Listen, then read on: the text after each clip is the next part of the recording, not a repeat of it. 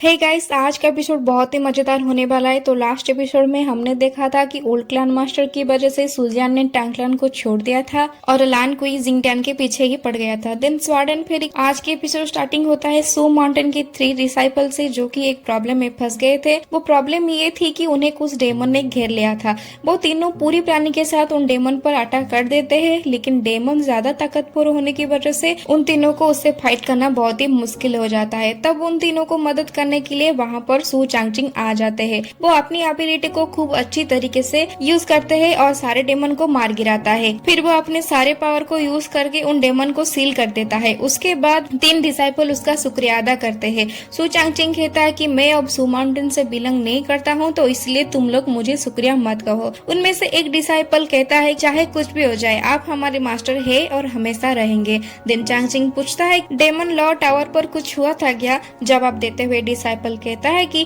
आपके जाने के बाद किसी ने डेमन लॉ टावर को तोड़ दिया था, जिसकी वजह से सारे डेमन जो कि कैद हुए थे वो आजाद हो गए और हम सबको बहुत तकलीफ हुई। चांगचिंग फिर पूछता है फिर मास्टर कहाँ गए? एक और डिसाइपल कहता है कि मास्टर और सारे एल्डर्स मिलकर सू माउंटेन की पूरी तरह से प्रोटेक्ट कर रहे हैं और सारे डिसाइपल मिलकर माउंटेन के नीचे के सारे डेमन को मार रहे हैं। एक और डिसाइपल कहता है कि आप सू माउंटेन वापस आ जाए, लेकिन चांगचिंग उसे मना करते हुए कहता है कि नहीं, मैं वापस नहीं आ सकूंगी, लेकिन हाँ, मैं डेमन को मारने में तुम सबको मदद करूंगी। अब सीन वहीं से शुरू होता है जहाँ पर हमने लास्ट एपिसोड को खत्म किया था। तो सीन में हम देखते हैं कि जिंगटियान लान कुई से पूछता है कि तुम कौन हो और मेरे पीछे क्यों आ रहे हो? जवाब देते हुए लान कुई कहता है कि मैं तुम्हारी छोटी बहन हूँ। ये सुनकर जिंगटियांग और सुजियान हैरान हो जाते हैं। लान कुई फिर कहता है कि मेरे चेहरे का अपीयरेंस बदलने के वजह से तुम शायद मुझे पहचान नहीं सकते हो। तुम मेरे बड़े भाई हो और मैंने 100 साल से इस स्वार्ड के अंदर तुम्हारा इंतजार किया है। इतने सब के बाद क्या आप अभी भी मुझे पहचान नहीं सकते हो?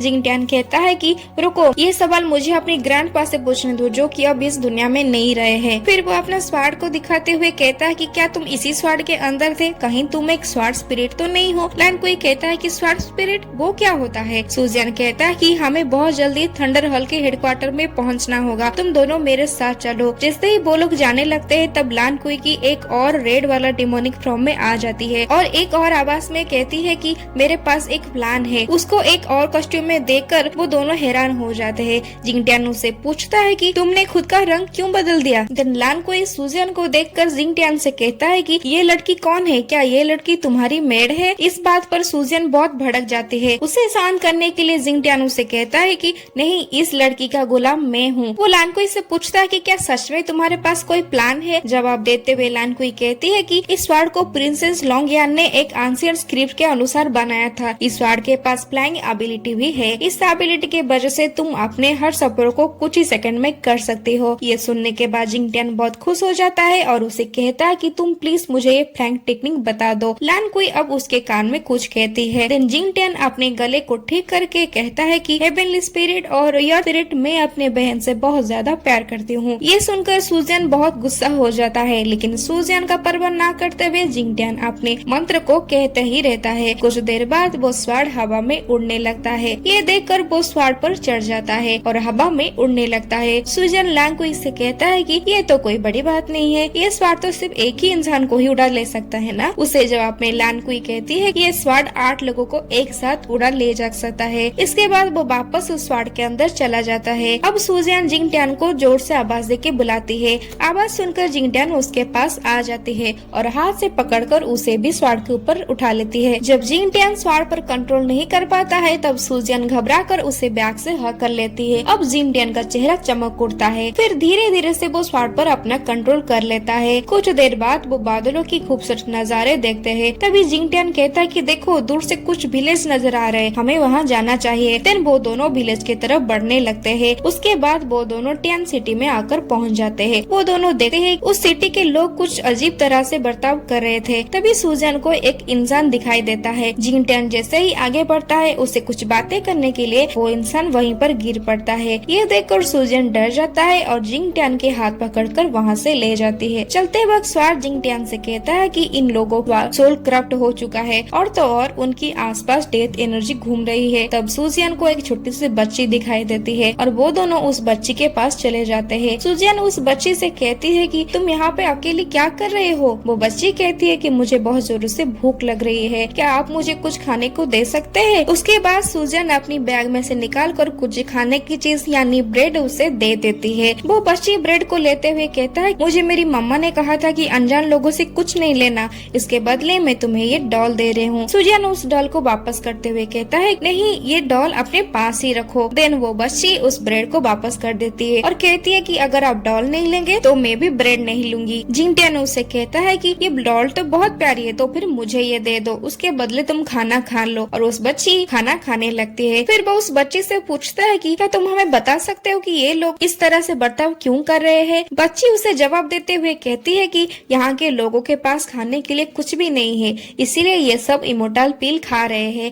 ये सुनकर जिंग टियान को याद आ जाता है कि ट्यांगी ने भी लुई रुलिया से इमोर्टल पिल मांगा था। वो बच्ची फिर कहती है कि उस पिल को खाकर ही सब लोग ऐसे बन गए हैं। मेरी मम्मा ने मुझे कभी भी वो पिल खाने नहीं दिया ताकि मैं ऐसा बन न जाऊं, और वो हमेशा मुझे अपनी खाने दे देती थी। इतने में ही वो ब्रेड का आधा हिस्सा अपने पास रख लेती है। सुजन कहते है कि ये आधा हिस्सा किसके लिए है। वो बच्ची कहती है कि ये मेरी मामा के लिए है, वो कल से गई थी उस पिल को लाने के लिए लेकिन अभी तक आई नहीं है। जिंग टियान उसे पूछता है कि क्या तुम हमें बता सकते हो कि वो पिल लेने के लिए कहाँ गई थी। वो बच्ची सूखे हुए पेड़ की तरह इशारा करने लगती है, कहती है कि मेरी मामा वहीं गई है। देन वो दोनों उसी तरफ चले जाते हैं। वो दोनों वहाँ पर एक अजीब तरह सा कुआं को देखते हैं। सुजियन को एक पत्थर दिखने को मिलता है जिस पत्थर पर थंडर हॉल की सिंबल बनाया गया था। वो जब उस पत्थर को टच कर दिए तब वो हिलने लगता है और कुआं के पास सीक्रेट पैसेज खुल जाता है। बिना कुछ सोचे वो दोनों उसके अंदर चले जाते हैं। सीक्रेट पैसेज में जाते ही वो दोनों सतर्क हो जाते हैं, लेकिन गलती से जिंग टियान का पैर एक पत्थर पर पड़ जाता है जहाँ पर एक और सीक्रेट पैसेज खोल जाता है। वो वहाँ से गिरने वाला होता है कि सुजन उसका हाथ पकड़ लेती है और वो बच जाता है। नेक्स्ट सीन में कुछ लोग एक बड़ी सी स्टैचू को सलाम करते हुए दिखाया जाता है। वो लोग वहीं पील को मांग रहे होते हैं। साथ ही साथ हम देखते हैं कि कुछ लोग कुछ कठिन काम कर रहे थे। तब एक इंसान को एक सिपाही इमोर्टल पिल दे देता है। वहाँ पर एक औरत भी आती है लेकिन सिपाही उसे मना कर देती है कि नहीं, इस औरत को पिल नहीं दिया जाएगा। तीनों फिर से सुजन और जिंग टियान पर आ जाता है। वो दोनों दो सिपाही को दूर से ही देख रहे थे। सुजन जिंग टियान से कहती है कि अब हमें क्या करना चाहिए। दिन हुआइंग सुजन के कान में कुछ कहता है और फिर कहकर वो सिपाही के पास चला जाता है। जब वो सिपाही के पास चला जाता है एक सिपाही उसके सर पर हाथ मार लेता है और वो अपनी पॉइजन पावर से उन दोनों को बेहोश कर देती है। ये देखकर सुजन उसकी तारीफ करने लगती है। तब हुआइंग की एनर्जी पर डाउन हो जाता है। सुजन उसे अपनी बैग में रख लेता है। देन वो धीरे धीरे से आगे बढ़ने लगते हैं। तब उनके सामने एक सिपाही आ जाता है। वो कहता है कि तुम दोनों कौन हो। उससे बचने के लिए जिंग टियान उसके मुंह को बंद कर लेता है, साथ ही साथ दरवाजे को भी बंद कर लेता है। लेकिन दरवाजे में एक छोटा सा होल होने की वजह से अंदर के बैठे हुए सिपाही उसे देख लेते हैं। जिंग टियान अब उस सिपाही को फेंक कर भागने लगता है, लेकिन उन सिपाहियों में से एक सिपाही सीटी मार लेती है, जिसके वजह से वहाँ के मौजूद सारे सिपाही वहाँ पर आ जाते हैं। उन लोगों से बचने के लिए वो दोनों तेजी से भागते हैं। आखिर वो दोनों एक जगह पर लटक जाते हैं। सिपाहियों के जाने के बाद वो दोनों कोशिश करते कि ऊपर आ सके, लेकिन जिंग टियान का हाथ फिसलने की वजह से वो थोड़ा सा नीचे हो जाता है। तभी वो नीचे जीस्वान को देखता है। उसके बाद वो दोनों ध्यान से नीचे उतर जाते हैं और वो दोनों जीस्वान के पास चले जाते हैं। उन्हें देखकर जीस्वान जोर से उनका नाम लेने वाला होता है। जिंग टियान उसे चुप करा देती है। देन सुजियन उससे कहती है कि आप यहाँ पर कैसे आए। जीस्वान कहती है कि मैंने यहाँ पर इन्वेस्टिगेट के लिए आया था, लेकिन लुई रुलिया की इमोर्टल रोप में मैं फंस गई। जिंग टियान उस रोप को खोलने की बहुत कोशिश करता है लेकिन खोल नहीं पाता है। जीस्वान कहता है कि ये एक मैजिकल रोप है जो कि वाटर, फायर, स्वार्ड या फिर किसी भी ब्लेड से नहीं खोलेगा। तब वहाँ पर लानकुई फिर से आ जाता है और कहने लगता है कि चाहे किसी तरह के भी मैजिक हो, तुम इसे डिमोनिक स्वार्ड से काट सकते हो। ये सुनने के बाद जिंग टियान तुरंत ही अपना स्वार्ड निकलता है और उस रस्सी को काट लेता है। देन जीस्वान पूछता है कि ये लड़की कौन है। लानकुई अपनी पहले वाले फॉर्म में आ जाता है और कहती है कि मैं जिंग टियान की छोटी बहन हूँ। जिंग टियान कहता है कि मैं इस सब के बारे में बाद में बताऊंगी, हमें यहाँ से जाना होगा। जब वो वहाँ से जाने लगते हैं तब कुछ सिपाही उनके सामने आ जाते हैं। जीस्वान कहता है कि इसी नीचे के रास्ते से हमें जाना होगा। देन वो तीनों वहीं से कूद जाते हैं। वो तीनों कूदकर वहीं जाकर पहुंच जाते हैं जहाँ पर वो बड़ी वाली स्टैचू थी। उन्हें देखकर एक सिपाही कहता है कि जाओ उन लोगों को पकड़ो। अब सारे सिपाही उनके पीछे पड़ जाते हैं। तब एक सिपाही जिंग टियान को पीछे से पकड़ लेता है। सुजैन उसे बचाने के लिए सिपाही को पकड़ के दूर फेंक देता है। इसी बीच जी स्वान अपनी पावर से एक डिफेंस क्रिएट कर लेता है, जिसकी वजह से सिपाही उन पर अटैक नहीं कर पाते हैं।